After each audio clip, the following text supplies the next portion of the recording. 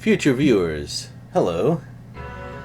Today we have an indoor mission, and it looks like a lot of flat terrain, so that's going to be easy to move around in, at least. Oh, casting before combat has officially begun, huh? That's pretty sneaky.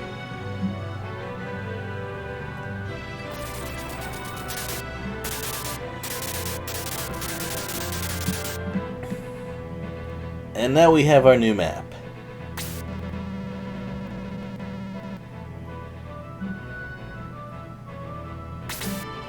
And on this map, you gotta be careful about how you move, or else this can happen. I thought that mage was going to stay in place, more or less, and I was wrong. I forgot that mage AI was very alert for enemies who are grouped together like what I just did. That's why back when I was playing Shining Force 2, I just moved in Shining Force formation all the time after I was playing long enough. I should do that here. Well, Claude doesn't care about those gaps, and in response the Master Mage decided not to cast spells anymore. I guess it's very picky about targeting more than one enemy. Also, remember this? That caught me off guard. Not in a disastrous kind of way, but I forgot that skeletons like to use medical herbs in Shining Force. That's apparently a thing that happens. Now this time I managed to lure out a single target Blaze 3, so that's a good start.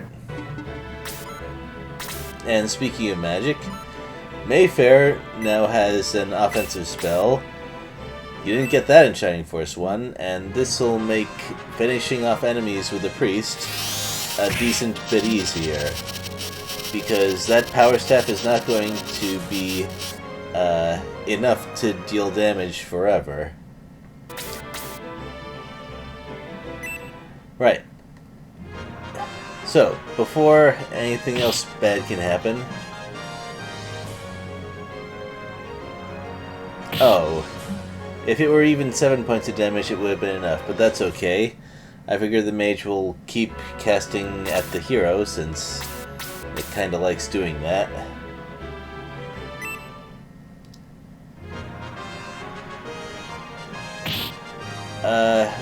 Roos is starting to fall behind, though, thanks to that lack of an axe. I need to fix that soon. And I, once again underestimated the mage.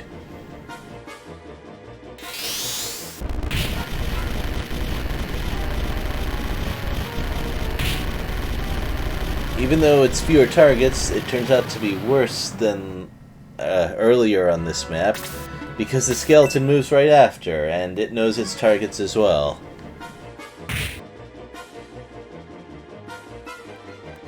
So we got our first casualty of this playthrough.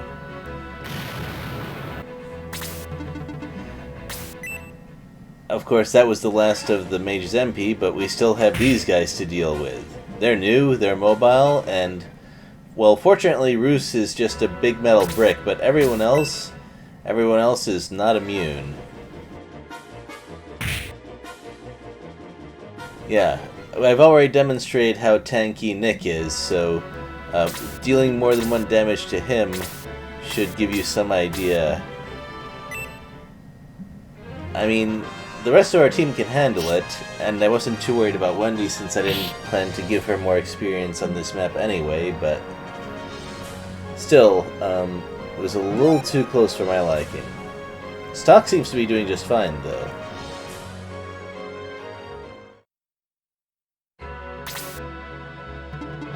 And once we're done with enemies on this side, we get the treasure chest, and that fixes the Roos problem. And we also get the workhorse weapon that I made great use of in Shining Force 1. The new enemy is this archer here, who is nothing really special. It has decent attack power, of course, but Only a range of 2, which is a little bit behind what I can do. And that's that for this map.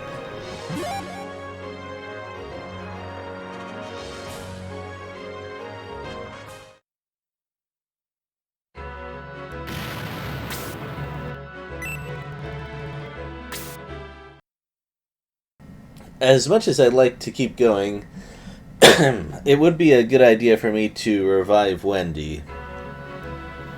This is a no-grind playthrough, but it's not a no-egress playthrough. He talks like it's been a while since we saw each other.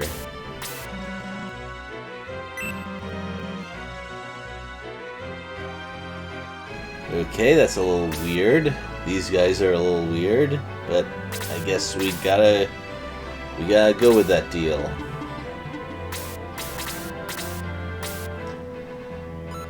I guess a no egress run would be interesting in this game due to the consecutive maps. Might make things a little more challenging. Yeah, let's do that whole revive thing.